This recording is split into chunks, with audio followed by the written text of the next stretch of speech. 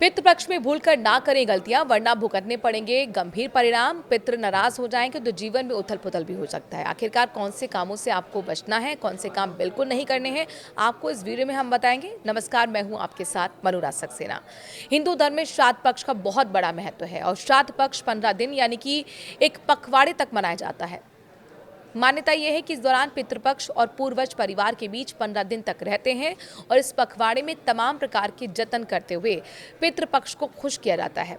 वहीं श्राद्ध पक्ष में दान पुण्य करने का भी बहुत बड़ा महत्व होता है, जिससे पितृपक्ष खुश हो जाते हैं। लेकिन इस दौरान कुछ ऐसी बातों का ध्यान रखना जरूरी हो जाता है, जैसे कि श्राद्ध पक्ष के दौरान ऐसी गलती आप बिल्कुल ना करें जिससे पितृपक्ष नाराज हो सकते हैं। और नगर व्यास पंडित कमलेश व्यास ने न्यूज़ 18 से बातचीत की। उन्होंने बताया कि हिंदू धर्म में श्राद्ध पक्ष का बहुत महत्व है। ये 15 दिन तक चलता है और अमावस्या पर ही इसकी समाप्ति होती है।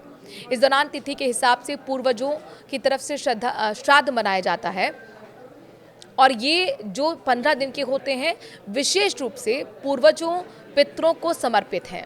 इस दौरान मान्यता ये है कि पूर्वज 15 दिन तक अपने परिवार के साथ यहीं रहते हैं। श्राद्ध पक्ष में पुण्य का बहुत बड़ा महत्व है। इस दौरान पशुओं को भोजन कराना, ब्राह्मण भोज और पुण्य दान किया जाता है। साथ ही पितृपक्ष खुश होने के बाद परिवार को आशीर्वाद भी देते हैं।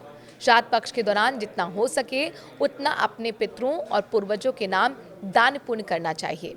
गौ माता को घास खिलाना, कबूतर को दाना खिलाना, कौवे को खाना खिलाना, इसके अलावा किसी गरीब व्यक्ति को भी भोजन कराया जा सकता है जिससे पुण्य मिलता है। तो वहीं वृद्धाश्रम में भी जाकर भोजन करवा सकते हैं।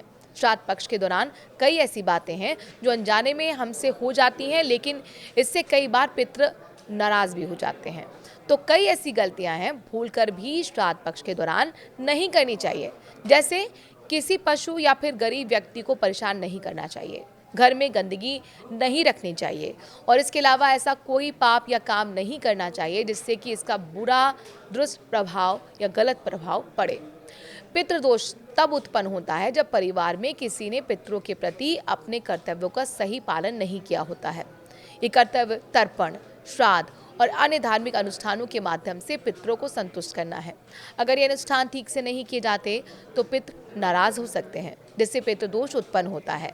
नगर विकास पंडित कमलेश व्यास ने कहा है कि पितृपक्ष में श्राद्ध कर्म करना, जिसमें पितरों के लिए तर्पण, पिंडदान और भोजन का आयोजन करना शामिल है।